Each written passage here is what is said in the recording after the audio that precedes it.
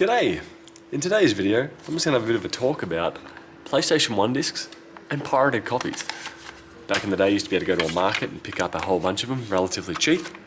This here is a game called One, which is from my own personal collection from many years ago.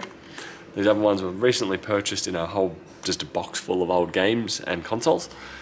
And One, purchased from the video store, has this disc cover on there, and apparently patent pending 1992.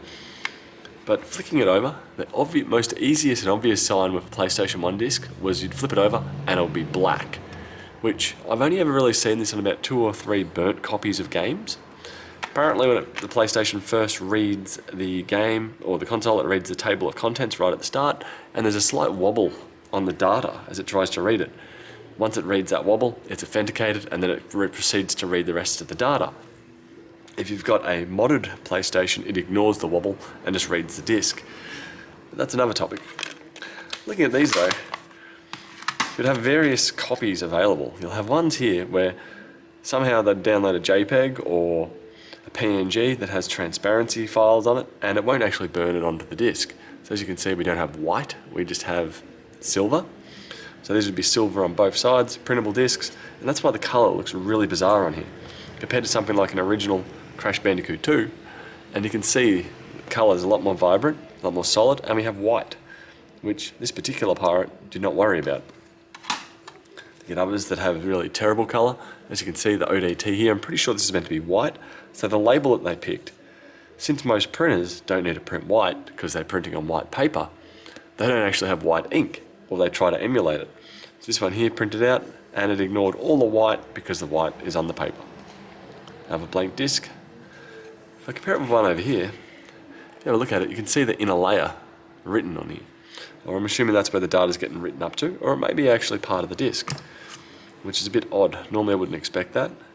This here still, I think this one had a bit of white in the printing of it, as you can see on the outer line. So that one actually had white. Then we move over to something like this. I'm curious if the top label on this one was white, or if it was printed white over the top. I feel like it may have been printed just by the feel of it. Looking over the back, we're definitely a dodgy copy. So that was another method. That one doesn't actually look too bad in print quality compared to the original. The usual giveaway is the small writing on the outer edges. Definitely a lot better on the genuine games. Another one you have, which makes me laugh, is the printable stickers. This one here is Metal Gear Solid 1, and this has a printed label that's been stuck on there. Quality of it is quite poor compared to the directly printed onto the discs. And then you have some random stuff like this. Personally, I've never heard of Need for Speed V Rally. Don't know if you guys have. I can't say I've played Need for Speed V Rally. I've played V Rally, played Need for Speed. Never played Need for Speed V Rally. As I said, disc on the back.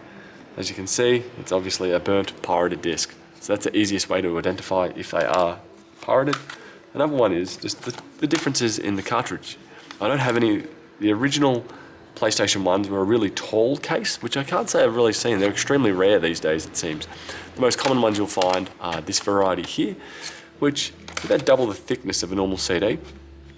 And then every now and then they reduced the size of them, and they came out like this.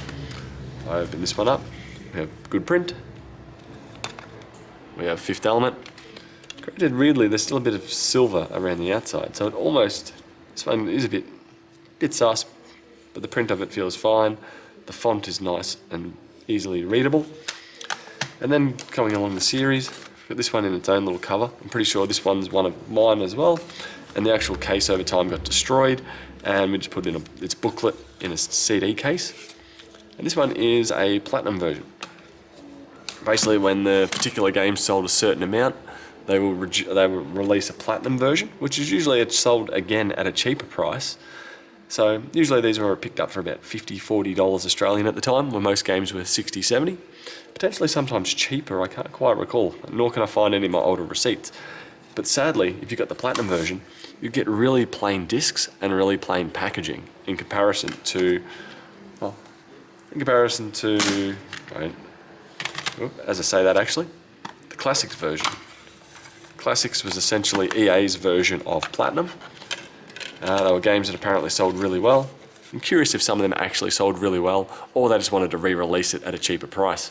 That was the other thing that I noticed with some of the games, were they'd come out, they were a relatively crappy game, and then they'll come out again as a classics, potentially as a platinum, which is generally a re-release. And then you have something like that. Granted, I'm actually curious if this is faded over time, as it probably was meant to be an actual red. So I'm curious about that. I'll need to find another original one of those to see what it looks like. Anyway, that's just a quick look at the world of PlayStation 1 games and the potential piracy versions that do come out. Whether or not they come out as a good print, like here, Need for Speed 4, or they come out like Need for Speed V Rally, or even something like ODT where the white is not there, where these ones start to look a bit rough. Anyway, that's all for today. Bye.